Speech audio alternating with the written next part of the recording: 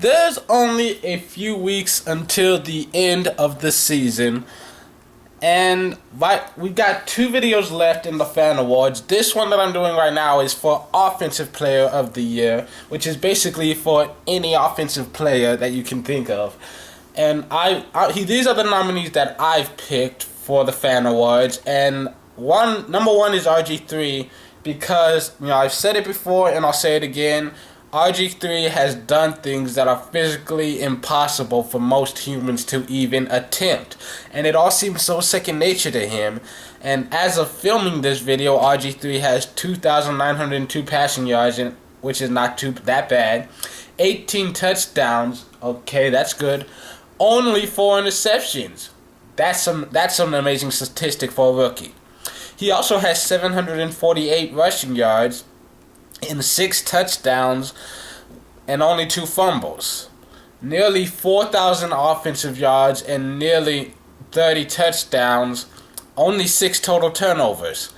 How could he not be one of your favorites? And then you have Doug Martin, a first-round draft pick who is currently 3rd in the league in rushing yards and 5th amongst halfbacks in receiving yards, tied with Adrian Peterson and Steven Ridley for 2nd in rushing touchdowns.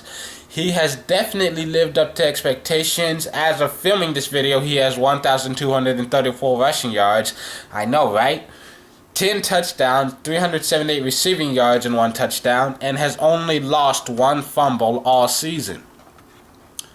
And then, of course, you go to Adrian Peterson.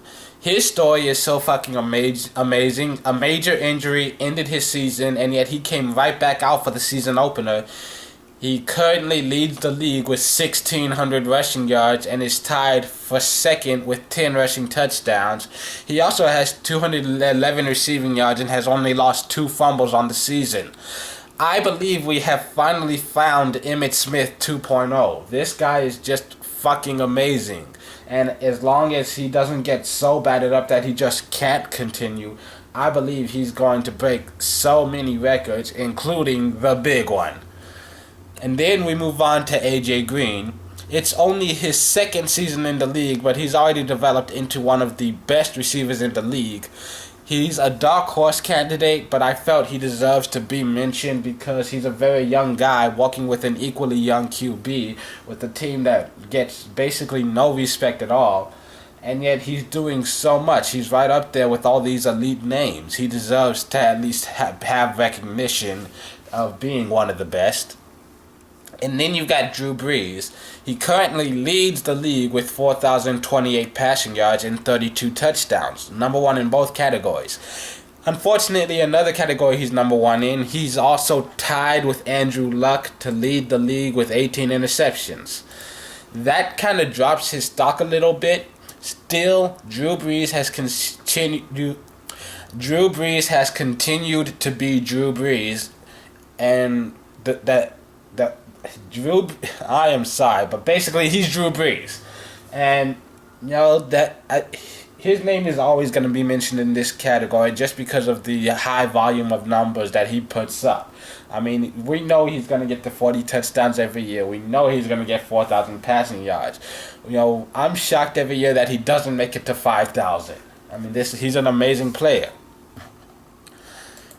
And then we have Peyton Manning, 2nd in the league with 30 passing touchdowns, 6th in the league with over 38,000 passing yards, only 10 interceptions on the year. There are only six players who have started every game this season and threw for less than 10 interceptions. Aaron Rodgers and Tom Brady, of course. Joe Flacco, well. RG3, well. Josh Freeman, shocking, and Russell Wilson? The fuck? Anyways, the numbers are still pretty damn good considering the fact that he had 4 neck surgeries and missed an entire year and then went to a new team and taught them his system, and now they've won 8 in a row and clinched the division title with a chance at a first round bye. I mean, this cannot go unmentioned. And honorable mentions go to Calvin Johnson, Tom Brady, and Aaron Rodgers. Why didn't they get nominated? Well, honestly, I have higher expectations of them. Megatron isn't finding the end zone. Rodgers is barely top 10 in passing yards. And Brady didn't get a nomination simply because I don't want that many people on this list. And if I get at least 10 comments on this video telling me to, I will put Brady in the running because he has had a great season.